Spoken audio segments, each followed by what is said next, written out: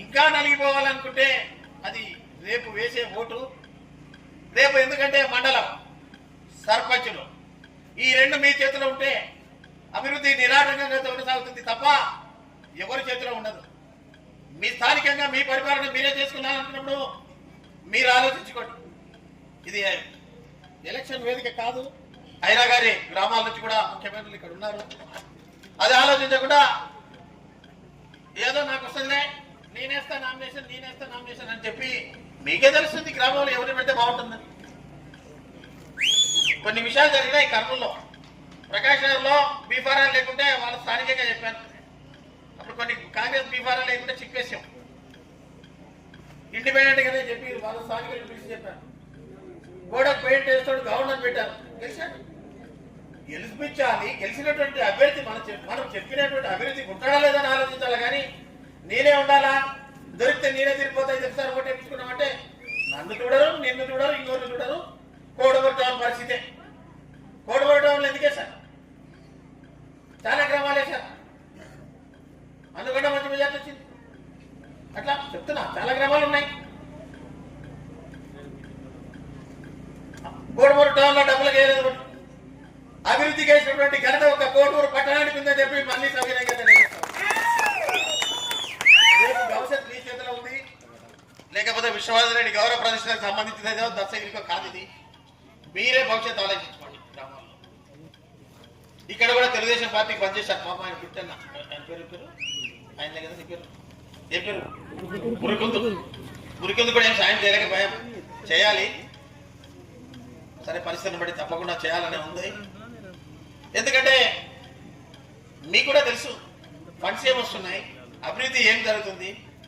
ప్రతి ఒక్కరికి నాకు రాలేదంటే ఇక్కడ యువతలకి ఏమొచ్చిందని చూపిస్తే అదన్నా తీసేయచ్చు వరకన్నా. అది లే కొంతమంది పొద్దుపొక్క మాట్లాడుకుంటూ కూర్చునేది. నీకేం చేశాను అది చెప్పినాడు, నాకేం చేశాడని నువ్వు ఆలోచించుకున్నాను. నీకు చెప్తాడు ఏం చేసినాడని.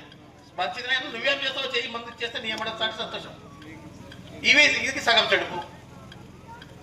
ఆలోచించుకోండి. నాకు చాలా సంతోషంగా ఉంది. లేకపోతే రాను. ఎవరు లేకుండా ఎవరు ఇక్కడ గ్రామంలో ఉన్నటువంటి వాళ్ళు 40,000 ఇస్తే ఇక్కడ ఉన్నటువంటి వాళ్ళు చదువులాని టీచర్లు వాళ్ళ స్టాఫ్ చిన్న జీతాలు ఉన్నటువంటి వాళ్ళు మొత్తాన్ని పూర్తి చేసినటువంటి ఘనత ఒక ఆదర్శంగా కోటమూరు నియోజకవర్గం. ఇంకా సర్పంచ్ గారికి, ఇంకా ఎంఈఓ గారికి, రామచంద్ర గారికి, ఎస్ఎంసీ చైర్మన్ అయినటువంటి రామచంద్ర గారికి, ప్రతి ఒక్కరికి వేదిక మీద ఉన్నటువంటి చైర్మన్లకి, అలాగే ఇంకా ప్రతి ఒక్క నాయకునికి ధన్యవాదాలు. కన్వీనర్ గారికి ధన్యవాదాలు తెలియజేసుకుంటున్నాను. ఈ యొక్క కార్యక్రమానికి రావడం చాలా సంతోషకరం. ఎందుకంటే నారా చంద్రబాబు నాయుడు గారు కూడా P4 అనే కార్యక్రమాన్ని ఏర్పాటు చేసి ఇలాంటివి ఎక్కడైనా కానీ ఆగిపోయిన వాటిని పునర్నిర్మించుకోవడానికి అక్కడ ఉన్నటువంటి వారిని అప్రోచ్ చేస్తే, అక్కడ ఎవరైనా దాతలు ఉంటే వారిని అప్రోచ్ చేసే వాళ్ళు కూడా సాయం చేస్తే ఈ యొక్క స్కూలు నిర్మాణానికి అంకురార్పణ జరిగినటువంటి కార్యక్రమంలో భాగమే ఈ యొక్క P4 అనే కార్యక్రమం కూడా. కాబట్టి తల్లదాతకు కూడా ప్రత్యేకంగా ధన్యవాదాలు. అలాగే విరాళాలు అందించినటువంటి టీచర్స్కి ప్రతి ఒక్కరికి ధన్యవాదాలు. ముఖ్యంగా విష్ణువర్ధన్ రెడ్డి గారు ఇలా ఎన్నో కార్యక్రమాలు ఏర్పాటు చేసినటువంటి వ్యక్తి. అలాగే రాజవర్ధన్ రెడ్డి గారు అయితే నేను దగ్గర నుంచి చూశాను. ఇప్పుడు చెప్పినట్టు డాక్టర్లకి, అలాగే ఎవరైతే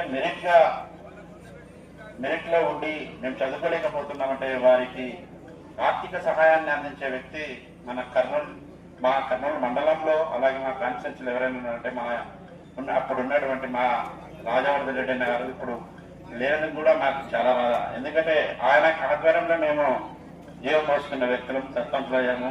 విష్ణువర్ధన్ రెడ్డి ఆధ్వర్యం, అలాగే మా రాజవర్ధన్ రెడ్డి గారి ప్రోత్సాహంతో నేను ఈ రోజు విష్ణువర్ధన్ రెడ్డి గారి దయతో ఎమ్మెల్యే కూడా అయ్యాను. కాబట్టి ప్రతి ఒక్కరూ ఒక విజ్ఞతతో ఉండాలని, అలాగే విద్య అన్నది చాలా గొప్ప, విద్యాదానం కూడా చాలా గొప్పది. ఎందుకు చెప్తున్నా అంటే ప్రతి ఒక్కరూ విద్య ద్వారానే మన యొక్క జీవితాలు, మన ఆర్థిక రాజకీయ పరిస్థితులు కూడా మారతాయని స్పష్టంగా తెలియజేస్తున్నాను. ఎందుకంటే నేను ఉదాహరణకి చాలా మందిని చూస్తుంటాం. అంతెందుకు నేనే చాలా డిగ్రీలు చదువుకున్నాను. ఆ డిగ్రీలు చదువుకున్నందుకు కూడా నాకు విష్ణువర్ధన్ రెడ్డి గారు మన పిల్లోడు మంచివాడే అని చెప్పేసి నాకు ఎమ్మెల్యేని చేశాడు. ఈ రోజు నేను ఈ స్థానంలో నిలబడి మాట్లాడుతున్నట్టు విశ్వనాథ్ రెడ్డి గారి దయనే.